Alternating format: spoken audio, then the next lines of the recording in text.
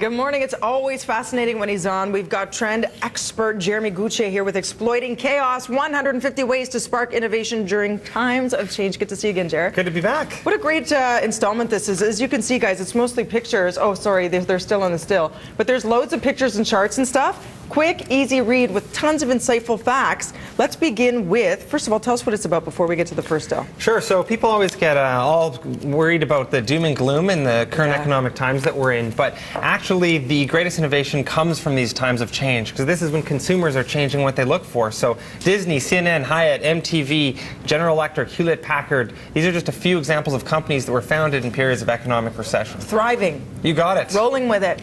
Let's take a look at this. Sure. So here's an example page from the book. You can thrive in times of loss. So here we see a lineup in the Great Depression, but just 4 months after the 1929 crash, Henry Luce founded Fortune magazine. Fortune magazine cost about $1 an issue, which is the price of a functional wool sweater in the day.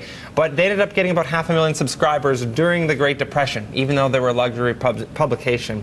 And the takeaway that's so neat about it is that the reason that Fortune magazine thrived is not because it was luxury in the Depression, but because people were wondering what was happening behind these corporate boardroom doors. So it solved a consumer need. And I mean, that's really what you're trying to do with any new idea. The rest is history. Let's take a look at another example. It's really great the way you break it down, by the way. Very interesting.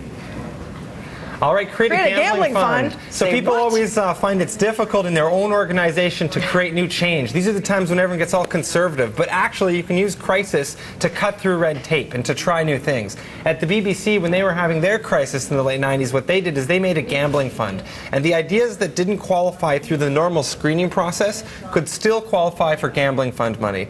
And do you know What spawned from that? I did my research, so I know the answer. Okay. Really cool story. The Office, the biggest hit in BBC's history, failed the normal screening process, but qualified for gambling fund money. What a cool story. Here's another one. Think outside the box, as it were. And we've got an example with Ferrari makers. Sure. So basically, you can get a lot of ideas for your innovations by looking in different industries. And when I was interviewing a head designer at Ferrari, I asked him, how do you keep Ferrari on the cutting edge? And his answer was that he spends half of his time designing female fashion.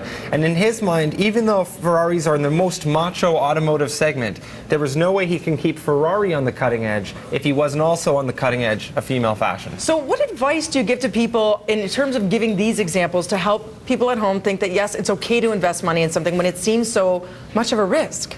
It seems too high a risk to do that now, right? Right now, when people have their needs are changing, you actually have new opportunities. And if you're looking for trends and trying to spot these new opportunities, you can identify things that big companies are going to ignore, especially when big companies are trying to be all stable and safe and secure. So now is the time when great ideas can thrive. And you did a great, I guess, based on trends, a great marketing ploy. Tell us about what you did right here in the square.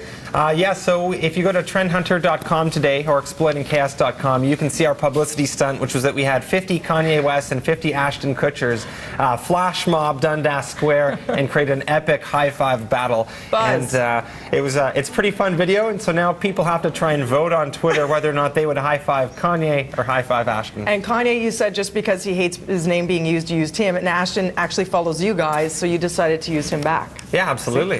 Very cool. For more information, exploitingchaos.com to pick up the book. Really, really great tips. Trendhunter.com. 150 ways to spark innovation. It's always so good to see you. Always good to be back. Thanks so much, Jeremy. Over to Janet Live. Let's hope she got out of that worm cage thing.